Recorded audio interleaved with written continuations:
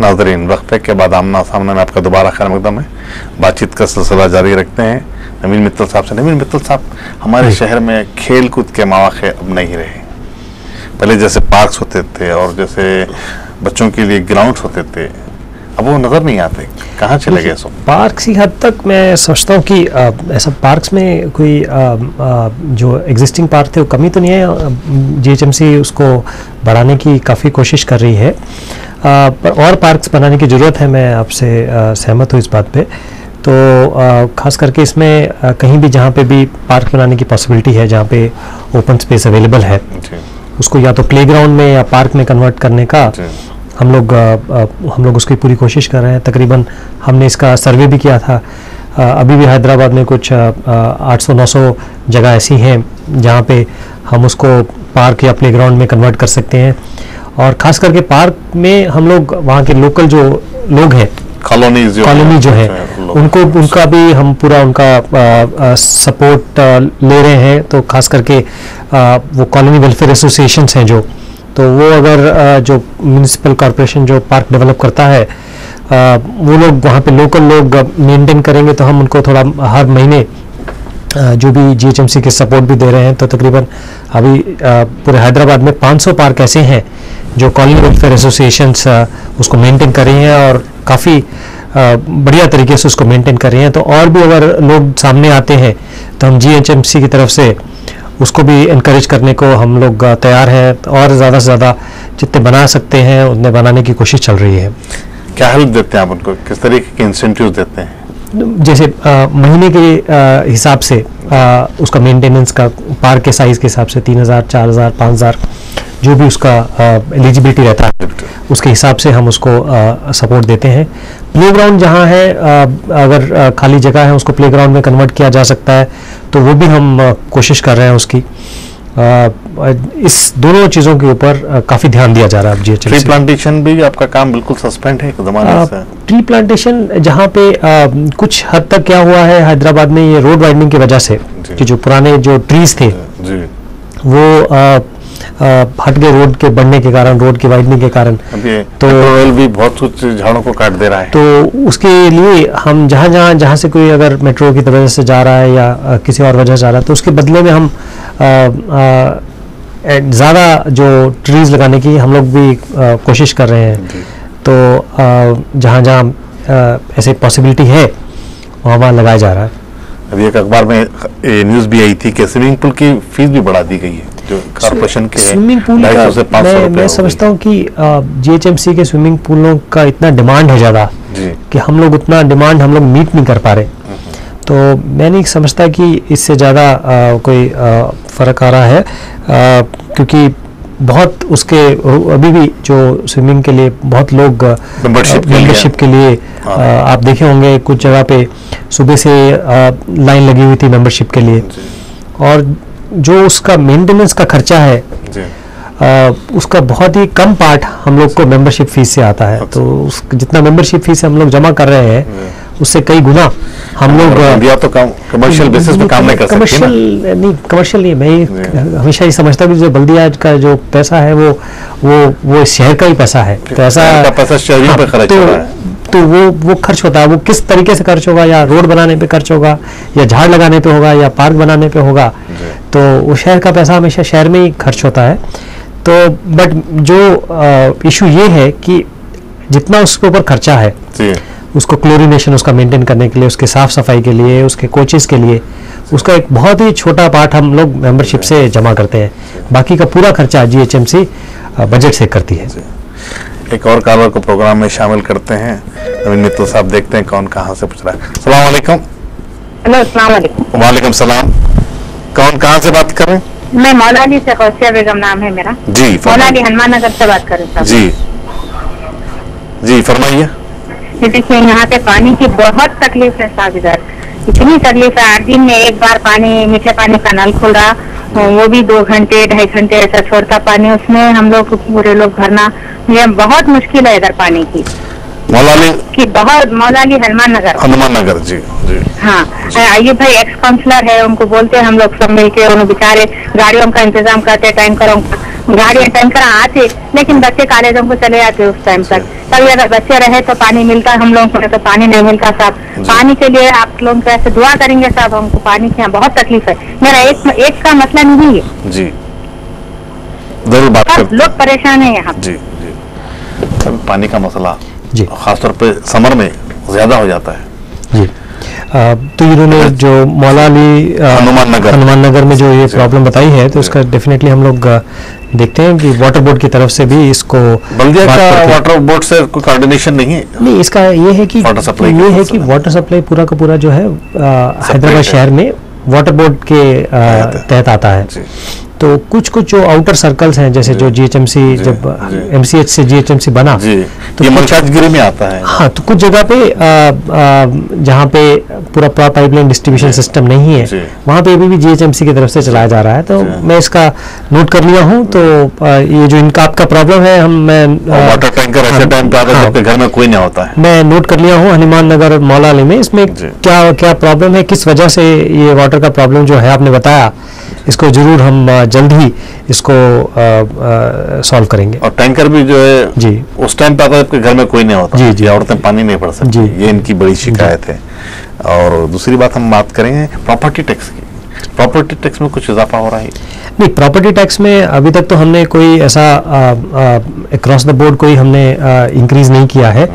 दो तरह के काम चल रहे हैं। एक तो यहाँ पे जहाँ पे जितना प्रॉपर्टी टैक्स होना चाहिए उससे अगर कम का अगर असेसमेंट है, खास करके जो बड़ी बड़ी बिल्डिंगें हैं, कुछ बिल्डिंगें हमें हमारे ऐसे नोटिस में आई हैं, कुछ होटल्स और कुछ हॉस्पिटल्स और भी कमर्शियल कॉम्प्लेक्सेस, जहाँ पे जितना होना चाहिए उससे वो लोग कम एरिया दिखा के या उसका क्लासिफिकेशन चेंज करके, हाँ, या कमर्शियल के बजाय उसको रेजिडेंशियल में, इस टाइप का जहाँ पे भी प्रॉब्लम्स है उसको हम लोग आइडेंटिफाई करके हम उसमें रेक्टिफिकेशन कर रहे हैं। तो ये तो एक तरह का समझिए कि जो भी असेसमेंट की ऐसे चोरी है उसको हम पकड़ के बंद करने की कोशिश कर रहे हैं।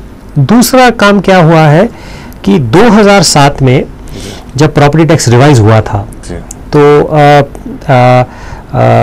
आंध्र प्रदेश गवर्नमेंट ने, हुकूमत ने एक जियो इशू किया था, 88 जियो 88 के हिसाब से क्या किया गया कि जितना उससे पहले प्रॉपर्टी टैक्स था उसका जो बढ़ना था वो 50%, मतलब आधे तक कैप कर दिया गया। अच्छा। तो उसमें क्या प्रॉब्लम आया कि कायदे से जैसे किसी बिल्डिंग का 20,000 होना चाहिए और उससे पहले वो सिर्फ 2,000 रुपया पे कर रहा है। अब इसकी वजह से वो 2,000 के बजाय 3,000 ही पे करेगा जी। अब वो जब कैप जब रिमूव हो गया है, तो अब उसका प्रॉपर्टी टैक्स सही लेवल पे आ गया है जी। अब 20,000 पे कर रहा है। हाँ, अगर उसके बाजू वाला, उसके बगल वाला बिल्डिंग अगर 2007 में बना है जी, तो वो बिल्डिंग तो 20,000 ही पे कर रहा है। अच्छा। पर ये जो डिफरेंस है दोनों एक ही लोकेशन पे, उसको कर दिया है कि उसकी वजह से वो इतने सालों से जितना होना चाहिए था उससे कम भरते गए थे, अब वो सही लेवल पे आ गया है। एक और कॉलर को शामिल करते हैं, उसके बाद एक प्रॉपर्टी टैक्स सिलसिले में हम सवाल करूंगा आपसे मैं जी। सलाम वालेकुम। वालेकुम सलाम। सर, मैं जू पार्क से बात कर रहा हूँ। जू पार्क से जी, क्या नाम आपका? सवाल है नवीन मित्तल साहब से जी। सर, मैं पॉलिटेक्निक कॉलेज में इंजीनियरिंग कर रहा हूँ जी। उसके अपोजिट में कमेला है सर। कौन सी पॉलिटेक्निक? जी, पॉलिटेक्निक जू पार्क जी, कुलीकुतुब पॉलिटेक्निक कॉलेज जी। तो उसके सामने कमेला है सर। इतना गंदगी करते मॉर्निंग 5 o'clock से आफ्टरनून 12 o'clock तक। ऑलरेडी चांदमीनार एचपी को बदला है, सर्कल को बदला है, इतना बहुत वायलेंस हुआ, बट नोबडी रेस्पॉन्स। वो बोलते फर्स्ट बलिया में कंप्लेंट करो बोलते। कोर्ट का ऑर्डर है इसको बंद करने का, फिर भी चला रहे हैं इसको। बलिया वाले सामने रहते, कहीं को जानवर को पकड़ते, फिर उसके ऊपर शीश करते, फिर वो चलाते रहते। ऑलरेडी कलेक्टर साहब इससे पहले आके चेक करे, कुछ नहीं कर रहे हैं उसके लिए। पूरा गंदगी इतना करते, अब तो कॉलेज के अपोजिट में चालू कर दिए कमेला। आप सडन विजिट करिए आप एक बार आके, मॉर्निंग 5 o'clock से जो रहता आफ्टरनून 12 o'clock तक चलते रहता हूँ ना। हम फैमिली को लेके गाड़ी लेके जा सकते हैं वहाँ से ना, कोई आ सकता उधर। इतना गंदगी कर रहे हैं वहाँ पर। ओपन हैदराबाद सिकंदराबाद का पूरा जानवर वहीं आ रहा और कटरा भी पूरा वहाँ पर। इतना गंदगी करो मगर तो आपका नाम? तो एक आदमी को स्टूडेंट्स को आने जाने का हम कैसा जाना बोले तो क्या बोलते हैं, बंजारा हिल्स में जाके पढ़ो बोलते हैं वहाँ को। प्रिंसिपल को बोले तो हम क्या करेंगे बोल के बोलते हैं। ये प्रॉब्लम है सर हमारा। बात करते हैं। प्लीज आप वन साइड मतलब एक बार आके आप विजिट करो, सडन विजिट करो। आपके ऑफिस में किसी को इन्फॉर्म मत करो, नहीं तो पूरा फिर इससे पहले सीपी साहब को बोले थे, उन्होंने आने से पहले सबको पता चल गया और पूरा क्लोज कर दिया उस दिन। फ्राइडे को छोड़ के आप कभी भी आप विजिट करो, मॉर्निंग टाइम पे विजिट करो आप एक बार। जरूर बात करते हैं। अब ये स्कूलों और कॉलेजों के पास जी कमीने से जो तकलीफ हो रही है लोगों को, उसके पर आप जी इसका मैं ये जो आपने प्रॉब्लम बताया है जू पार्क के पास पॉलिटेक्निक के ऑपोजिट जो कमेला है, तो मैं उसको नोट कर लिया। तो आपने जैसे जैसे बताया कि उसको सरप्राइज इंस्पेक्शन कराएंगे, डेफिनेटली करवाएंगे और इसके ऊपर एक्शन भी लेंगे हम। इसमें एक और भी मैं बात बताना चाहता हूँ कि हमने हैदराबाद में जो मॉडर्न जो एबिटर्स है या मॉडर्न स्लॉटर हाउस एबिटर्स जो हमने वो तकरीबन अब ऑलमोस्ट जल्द ही वो शुरू हो जाएंगे, मुकम्मल हो जाएगा। और उसमें हम कहाँ पर ये कितने हैं? ये अंबरपेट में है, रामनतपुर में है, ऐसे 5 जगह पे ऐसे बना रहे हैं हम लोग। तो वो भी जब शुरू हो जाएंगे तो ये इसको इलीगल जो स्लॉटरिंग है वो उसको कंट्रोल करना बहुत आसान हो जाएगा, मैं समझता हूँ। बात करते हैं साहब ये प्रॉपर्टी टैक्स की। आपकी वेबसाइट पे 1000 डिफॉल्टर्स के नाम है जी, उसकी कितनी, उनमें से कितनों से आपने रिकवरी किया?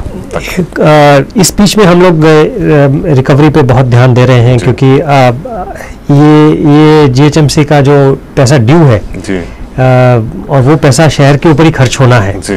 तो अगर वो प्रॉपरली रिकवर होगा तो उससे हम शहर की ज़्यादा डेवलपमेंट कर सकते हैं। तो हम इसके ऊपर बहुत ध्यान दे रहे हैं। काफ़ी हद तक इसमें इम्प्रूवमेंट भी आई है। पिछले साल के अगर हमारा जो पूरा कलेक्शन था जी, तो वो तकरीबन 490 करोड़ था, तो इस साल हम ऑलरेडी तकरीबन 550 से ऊपर कर चुके हैं और आने वाले 2-3 दिनों में और भी कलेक्शन होने की 400 करोड़ रुपए आप इसमें बायो सिटी डाइवर्सिटी कॉन्फ्रेंस पर खर्च कर रहे हैं जी। वो तो चलो शहर के डेवलपमेंट के लिए है। मैं समझता हूँ कि उसमें हम लोग ने स्टेट गवर्नमेंट का भी सपोर्ट मांगा है और सेंट्रल गवर्नमेंट का भी सपोर्ट मांगा है और जीएचएमसी से भी कुछ खर्च कर रहे हैं, तो उससे शहर का डेवलपमेंट ही होगा। तो लॉन्ग टर्म बेसिस पे होगा या शॉर्ट टर्म बेसिस पे? डेफिनेटली जो भी इस टाइप के जो खर्चे होते हैं या जो भी ऐसे डेवलपमेंट होती है वो डेफिनेटली लॉन्ग टर्म ही होती है। सड़कें जो बनेंगी या जो भी लाइटिंग का इम्प्रूवमेंट होगा या जैसे पार्क आपने बताया या कोई हिस्टोरिकल मॉन्यूमेंट्स हैं उनके आसपास का इम्प्रूवमेंट, तो वो डेफिनेटली लॉन्ग टर्म होगा। एक और कॉलर को प्रोग्राम में शामिल करते हैं, नवीन मित्तल साहब, देखते हैं। सलाम वालेकुम। हेलो सलाम वालेकुम। जी वालेकुम सलाम सर। जी साहब कौन कहाँ से बात कर रहे हैं? नवीन मित्तल साहब से बात करना चाह रहा हूँ। जी बात कीजिए। आप उनको बोलिए। जी जी। बात ये है कि सुबह में पहले ये वार्ड 18 ब्लॉक 13 बंडलागुड़े में असेसमेंट नोटरी पे किया जाता था जी। अब असेसमेंट क्या बोलते तो ये लोग नोटरी पे बंद कर दिए। पहले खुला क्यों था, अब बंद क्यों है, मेरा सवाल।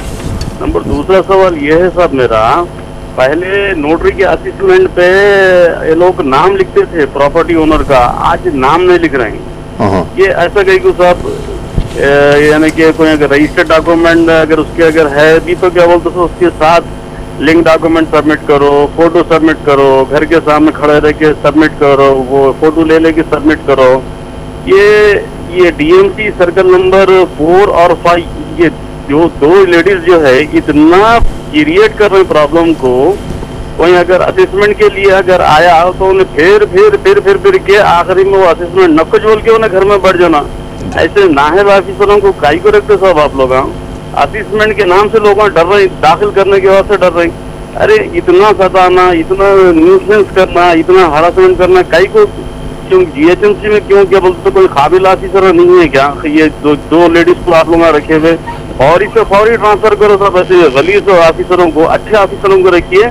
अरे बल्दिया को रेवेन्यू आता साहब असेसमेंट से, अगर कोई आप नया असिस्टेंट कर रहे हैं तो आप लोगों को एक नया कस्टमर मिल रहा है, असिस्टेंट टैक्स क्या बोलते हैं जीएचएमसी के डेवलपमेंट पर्पज के लिए देता, तो कम इससे एक गरीब लोगों को भी फायदा होता, जीएचएमसी को भी फायदा होता, उसको असिस्टेंट रहने से उन्हें कई क्या बोलते सो चीजों में उसको सहूलत होती।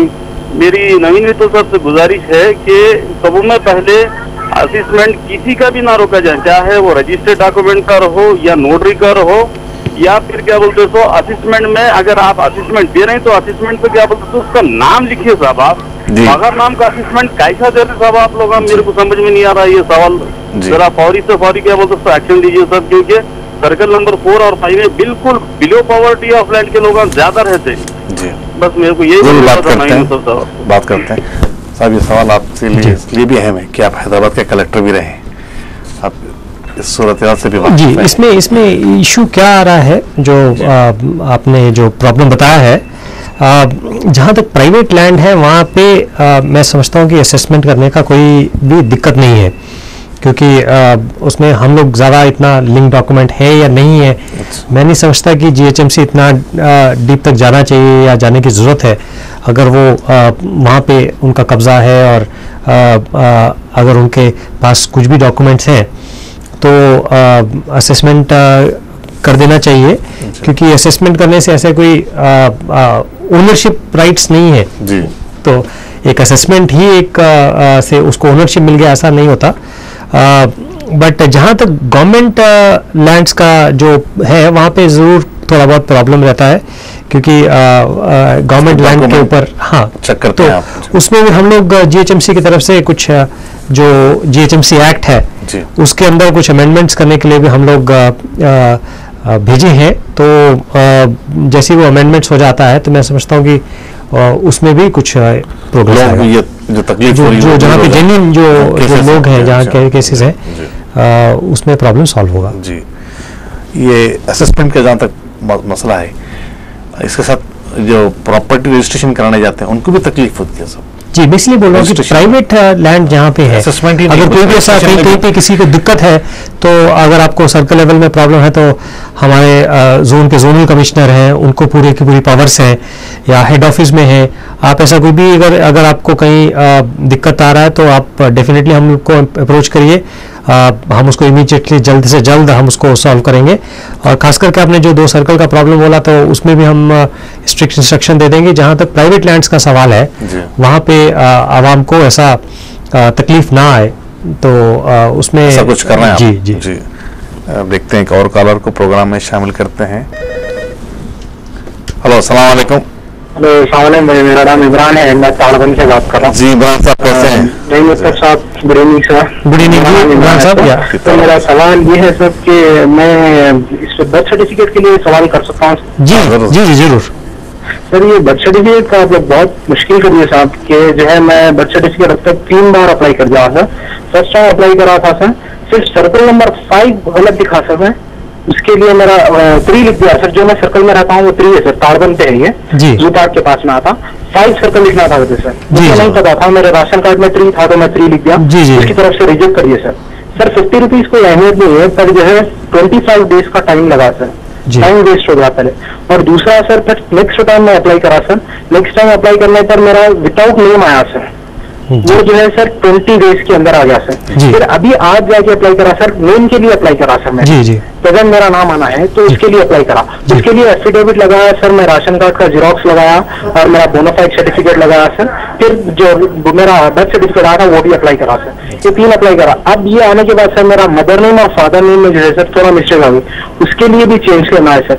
तो इतना सब क्यों कर रहे हैं सर आप लोग? डायरेक्टली जो है हम लोग के सर्टिफिकेट्स लेने के जो है आप लोग बना के दे सकते ना सर। अभी जो है मैं इंजीनियरिंग फाइनल ईयर में हूँ सर, कि जो है अभी हम लोग का अप्रैल में एग्जाम्स खत्म है, तो हम लोग जल्द से जल्द कुछ ट्राई कर के जो है अब्रॉड वगैरह के लिए ट्राई करने के लिए बहुत मुश्किल हो रही है सर।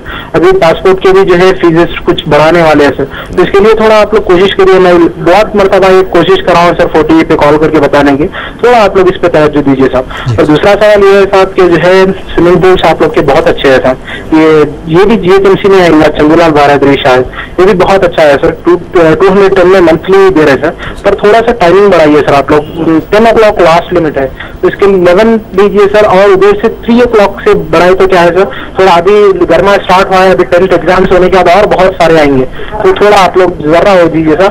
और मैं आपको मुबारकबाद दूंगा कि जो है बायोडाइवर्सिटी आने वाला है अपने पास में, उसके लिए आप लोग बेहतर से बेहतर इंतजाम करेंगे, क्योंकि हमारा नाम वर्ल्ड में जो है और फेमस होना है, आप लोग करेंगे। और साथ ही साथ साहब आपको आखिरी में ये बोलना चाह रहा हूँ, आप जो है साहब IAS ऑफिसर है, बहुत अच्छे ऑफिसर है साहब, आप हो या गुलजार साहब हो या फिर AK खान साहब हो, ये बहुत अच्छे हैं ये लोग जो है साहब। थोड़ा आप लोग रिक्वेस्ट करिए साहब तेलंगाना स्टूडेंट से कि जो है ऐसा सुसाइड मत करिए, ये जो है साहब हम लोग को ऐसा शोभा नहीं होता तेलंगाना, हाँ होगा नहीं सेंट्रल गवर्नमेंट के हाथ में, थोड़ा आप दीजिए साहब कि जो है हम लोग की फैमिली कितना वो करते बिलोंग्स करते साहब, हम लोग से कुछ इल्म रखते वो लोग, इसके बारे में थोड़ा बोलिए सर।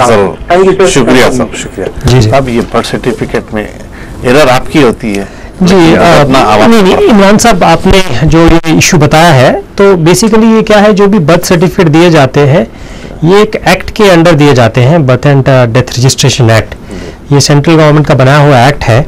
तो उसमें इसका एक registrar of birth and death रहता है, जो कि हमारे ग्रेटर हैदराबाद म्यूनिसिपल कॉर्पोरेशन में लोकल AMOH, लोकल जो मेडिकल जो ऑफिसर है वो इसका रजिस्ट्रार होता है। तो ये जो रजिस्टर किया जाता है, जहाँ पे भी बर्थ होता है, अगर हॉस्पिटल में हो तो हॉस्पिटल वाले जो इन्फॉर्मेशन भेजते हैं वो इन्फॉर्मेशन रजिस्टर कर दी जाती है, या अगर हॉस्पिटल के बाहर हुआ, आजकल तो बहुत कम हो गया ऐसा बर्थ, जैसे हैदराबाद में तो तकरीबन 99.9% बर्थ हॉस्पिटल में होता है। तो वो उस टाइम जैसे इनका जब बर्थ हुआ होगा तो उस टाइम पे जो रजिस्टर किया गया जी, उस टाइम पे रजिस्ट्रेशन के टाइम पे जो स्पेलिंग्स या जो भी नाम जिस तरीके से दर्ज किया गया जी, उसी के एग्जैक्टली उसका ही कॉपी बना के दे दिया जाता है। उसमें मैं नहीं समझता कि कोई चेंज करता है, क्योंकि काफ़ी जो डेटा है वो ऑलरेडी कंप्यूटर में है, तो कंप्यूटर में जो स्पेलिंग है वैसे ही birth and death certificate print हो जाता है। अब उसमें अगर कोई अगर चेंज करना है तो डेफिनेटली एक उसका करेक्शन का है, तो उसको करेक्शन करके उसके लिए भी हम लोग एक टाइम लिमिट फिक्स किए हैं। इनफैक्ट वो जो अगर टाइम लिमिट अगर हमारे स्टाफ अगर वायलेट करता है तो हम उनसे एक दिन के डिले का हमने स्टाफ को 50 रुपये जुर्माना डालते हैं। तो ये भी एक सिटीजन चार्टर के अंडर हम लोग बर्थ एंड डेथ में करते हैं। दूसरी बात रही कि नेम इंक्लूजन की, जैसे इन्होंने बताया कि इनका नाम नहीं है, तो अपने इंडिया में ये एक कॉमन प्रैक्टिस है कि जब बच्चे का जन्म होता है तो बर्थ होता है तो नाम नहीं उसी दिन दिया जाता, नाम बाद में देते हैं 8-15 दिन के बाद, 8-15 कुछ जगह पे साल 2 साल के बाद भी नाम दिया जाता है। अमिताभ बच्चन डिसाइड नहीं किया है तो पुत्र का नाम तो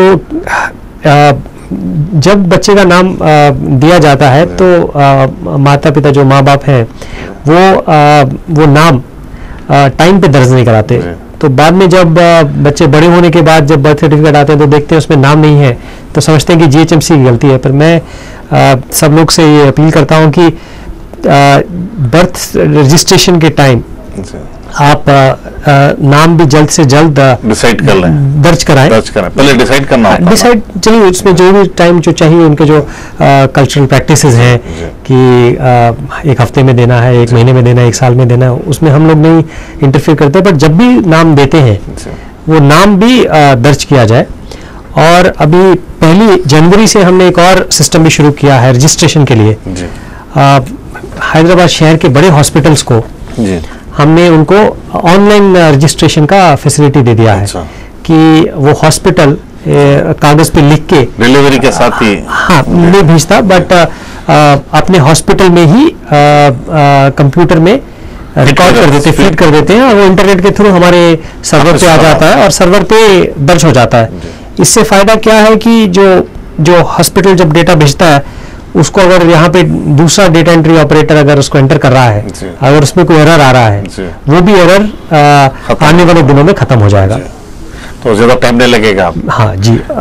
बाकी जो पे करते हैं जो उनको 1 महीने के बाद टाइम दिया जाता है। और जो आपने बात बोली डिले की, तो उसको भी हम हर हफ्ते उसको मॉनिटर करते हैं कि किस सर्कल में कितने बर्थ सर्टिफिकेट्स टाइम पे दिए। तो हमने देखा है कि पिछले 3-4 महीनों में ये इसके डिले में काफ़ी कमी आई है। और हमारे सर्कल ऑफिसेज में भी जो सिटीजन सर्विस सेंटर है उसमें भी हमने जो बर्थ डेथ सर्टिफिकेट देने का जो सॉफ्टवेयर है वो ऑलरेडी लोड कर दिया है। तो जल्द ही मैं समझता हूँ कि 2-3 दिनों में ये फैसिलिटी हमारे सिटीजन सर्विस सेंटर जो सर्कल ऑफिस में है उसमें भी ये फैसिलिटी शुरू हो जाएगा। बहुत बहुत शुक्रिया नवीन मित्तल साहब, आप हमारे साथ स्टूडियो में रहे और बहुत सारे सवालात के जवाब दिए। और यकीन है कि आवाम आपसे मुतमईन हुई आपके जवाब से। और नाज़रीन, आपका भी बेहद शुक्रिया। अल्लाह हाफिज़।